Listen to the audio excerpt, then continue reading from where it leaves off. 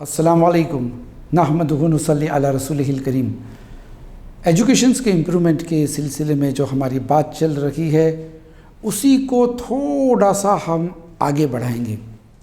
पिछले एपिसोड में हम डिस्कस कर रहे थे किस तरह से कुछ बच्चे अगर कमज़ोर है तो अंग्रेज़ी के ऊपर मेहनत करने से इनकी स्टडीज़ में काफ़ी कुछ सुधार आ सकता है।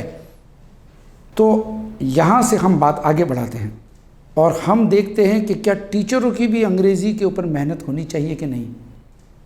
एक स्कूल का टीचर काउंसलिंग सेशन में ले रहा था और वहाँ पे हमारी बातचीत होने लगी तो मैंने उनसे कहा कि देखिए, आपके टीचर्स की इंग्लिश वीक है। हालांकि वो इंग्लिश पढ़ाती है, हिस्ट्री पढ़ाती है, साइंस पढ़ाती है, मैथ्स पढ़ाती है, लेकिन ज़रूरी है कि टीचर्स की इंग्लिश अच्छी हो। क्यों कि जब टीचर रॉन्ग इंग्लिश में बात करेगी तो बच्चे रॉन्ग इंग्लिश में बोलना सीखेंगे। इसीलिए टीचरों के क्वालिफ़िकेशन में एक क्वालिफ़िकेशन ये होना चाहिए कि कम्युनिकेशन स्किल्स उसकी कितनी अच्छी है।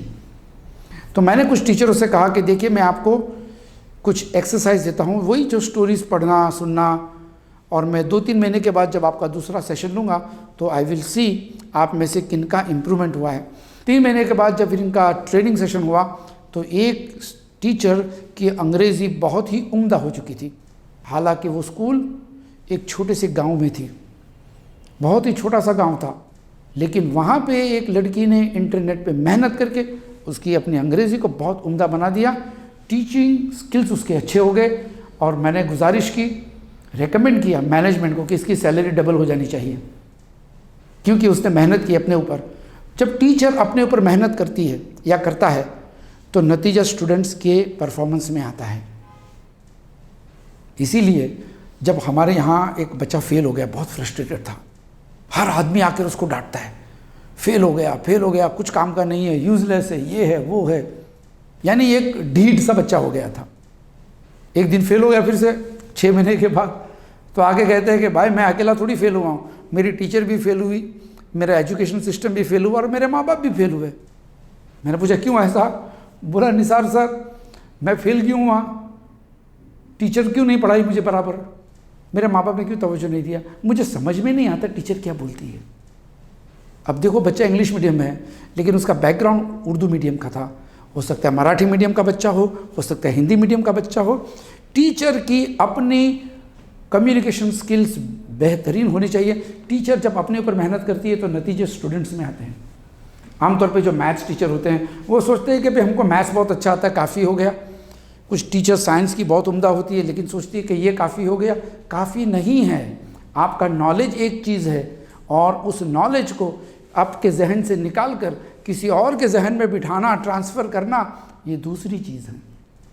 और इसी के लिए एक्सीलेंट फैबुलस कम्युनिकेशन स्किल्स होनी चाहिए। मेहनत करनी चाहिए टीचर्स को भी अपने कम्युनिकेशन स्किल्स पर, ख़ास करके इंग्लिश पर। और मुझे याद है कि जब अंग्रेज़ी सीखते हैं कुछ टीचर्स तो उनके परफॉर्मेंस अच्छे हो जाते हैं, बच्चों के परफॉर्मेंस अच्छे हो जाते हैं, रिजल्ट्स अच्छे आते हैं। कुछ बच्चे कमज़ोर इसलिए होते हैं कि स्कूल में कभी कभी एब्सेंटेज ज़्यादा हो जाता है उनका। मिसाल के तौर पे एक बच्चा था, अचानक 8th ग्रेड के अंदर उसकी पढ़ाई थोड़ी सी लो होने लगी। तो मेरे पास जब आया वो तो मैं उसकी ग्रेड्स देखने लगा तो मैंने देखा कौन से सब्जेक्ट में कमज़ोर है, तो पता चला मैथ्स में वो कमज़ोर होते जा रहा है। अब मैथ्स की बुक मैंने देखी और पेपर्स जब चेक किए मैंने तो पता चला इंडाइसिस के अंदर वो बच्चा कमज़ोर है। जो लोग मैथ्स पढ़ते हैं उनको पता होगा इंडाइसिस किसको कहते हैं। इंडाइसिस में बच्चा कमज़ोर है। तो मैंने कहा क्यों ऐसा? फिर मैंने उससे पूछा कि तू 8th ग्रेड में है, राइट? बच्चा बताया हाँ। मैंने कहा आप 8th ग्रेड में हो तो 6th ग्रेड में भी आपको इंडाइसिस था? तो कहता कि हाँ था। तो तुमको टीचर ने सिखाया नहीं? कहता कि हाँ याद आया, घर में चाचा की शादी थी ना सर, इसलिए मैं 1 हफ्ता स्कूल नहीं गया था। यानी 2 साल पहले वो बच्चा घर की एक शादी में 7 दिन एब्सेंट था।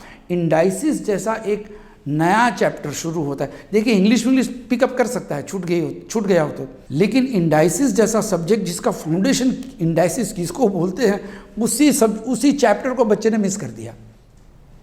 तो जाहिर सी बात है कि 8th ग्रेड में आने के बाद इंडाइसिस के तो 20-30% सम्स होते हैं, तो परफॉर्मेंस लो हो जाएगा। मैंने कहा नो इश्यू, आपकी ट्यूशन टीचर को कहो कि 6th स्टैंडर्ड की बुक में से इंडाइसिस आपको फिर से सिखाए।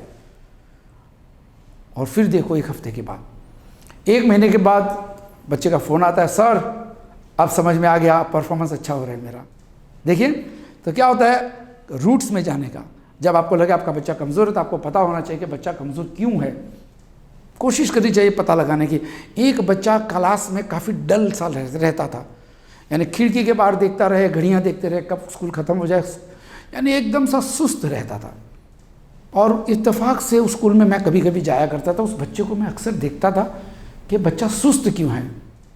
अब सबके सामने पूछूंगा तो बच्चे की इंसल्ट हो जाएगी, तो मैंने उसे रिसेस में बुलाया, जरा मेरे साथ चाय पीने आओ।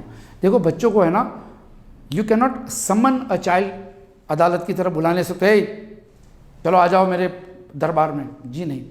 मैंने कहा hello Abdul, you have to come with me over a cup of tea, तो मेरे साथ चाय पे आ जाना।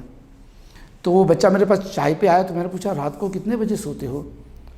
सर 12:30-1 बज जाते हैं। 12:30-1 बज जाते हैं, कितने बजे सोना चाहिए? सर 9:30 बजे से नींद आती है। तो सोते क्यों नहीं हो? घर पे मेहमान हैं और टीवी प्रोग्राम्स चलते हैं, मम्मी डैडी ज़ोर ज़ोर से बातें करते हैं, तो मुझे सोने नहीं मिलता है। ओ ये बात है, इसीलिए वो बच्चा क्लास में सोता है, सुस्त होता है। क्यों कि 7:30 बजे तो स्कूल आ जाना है उसे।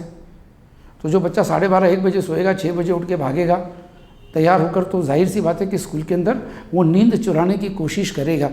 तो ये भी वजह हो सकती है, कुछ बच्चे जो अच्छे होते हैं उनकी पढ़ाई के अंदर घर के असरात पड़ते हैं, घर के माहौल के।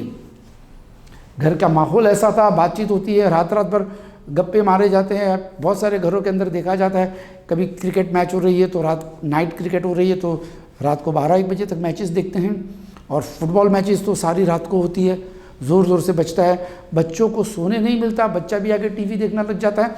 नुकसान होता है बच्चों के दूसरे दिन स्कूल के अंदर, he can not be attentive. अगर आप भी रात पर जागोगे और दूसरे दिन ऑफिस में अगर आपको काम करना है, आप खुद महसूस करोगे, थके थके से आपको महसूस होगा, ऐसा लगेगा आप थके थके से है। तो बच्चे तो सटल माइंड, थोड़े से मुलायम होते हैं, नरम होते हैं, उनके साथ उनके मुताबिक एडजस्ट होना ज़रूरी है। 9:30-10 बजे लाइट्स ऑफ हो जानी चाहिए।